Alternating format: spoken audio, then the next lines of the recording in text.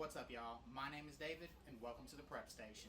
Today we are cooking one of my all-time favorite recipes, Southern style chicken and rice. Let's get into it. There are only a handful of ingredients you need to make this delicious Southern dish. You will need 4 bone-in chicken thighs, 2 onions, 2 stalks of celery, a pack of baby carrots, 2 teaspoons of bacon grease, and 2 cups of rice.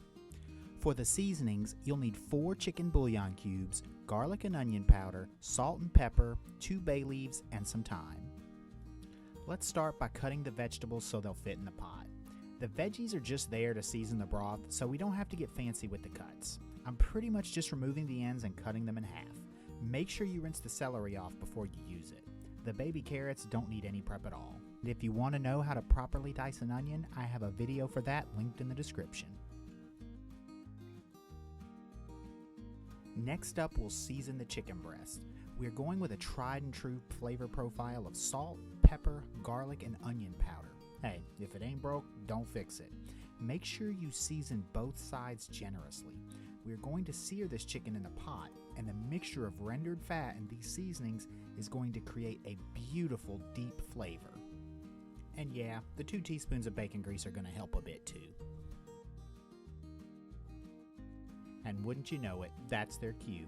Drop your bacon grease into a good sized pot on medium-high heat.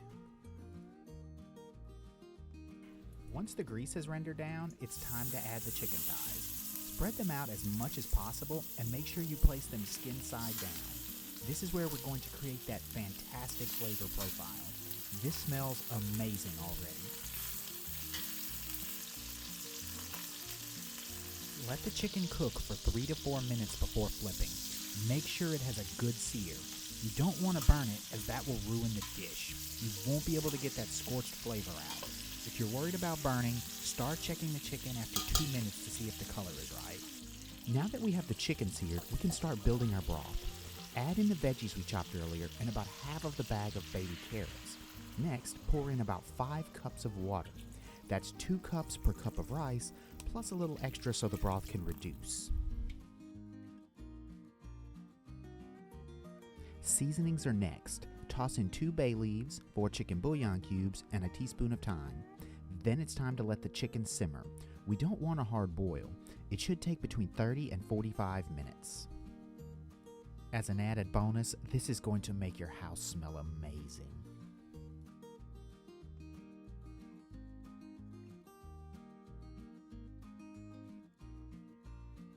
I usually start checking the chicken after 30 minutes. Make sure it is cooked all the way through. Once done, begin removing all of the chicken and veggies from the broth. Set aside for now. Leave the pot and the broth on the heat. With the chicken cooked and removed, it's time to handle the rice portion of the dish. Make sure your broth is still bubbling and then add the 2 cups of rice. Once in, give the rice a good stir and submerge all of it in the broth. Set the heat to low. We want this rice going nice and slow so it will cook all the way through and absorb that delicious broth. The rice will take about 20 to 25 minutes to cook. While it's cooking, you can go ahead and pick your chicken. For video purposes, I started picking this chicken entirely too quickly and it was scorching hot. Don't try this at home. Here's a pro tip. You can toss the chicken into the freezer for 5 minutes to cool it down enough to pick if you are pressed for time.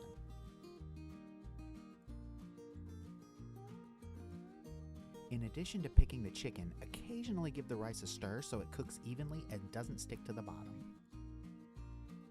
After about 20 minutes, most of the liquid should be absorbed by the rice. Go ahead and add your chicken in for the final few minutes of cooking. This will both warm the chicken up and marry all the flavors back together. At this point, we are just waiting for the rice to cook all the way through. Give it a taste test to check for both doneness and seasoning. If the flavor doesn't quite seem there, add some salt. But don't just blindly add salt, as the bouillon cubes are quite salty themselves. This is why tasting what you cook is so important. And there you have it, delicious Southern style chicken and rice. Like I said earlier, this is one of my favorite Southern dishes. If you're looking for more Southern dinners, check out my recipe for Southern fried chicken. But before you go, don't forget to hit that like button. And if you're enjoying the content, please subscribe. I'll see you guys in the next video.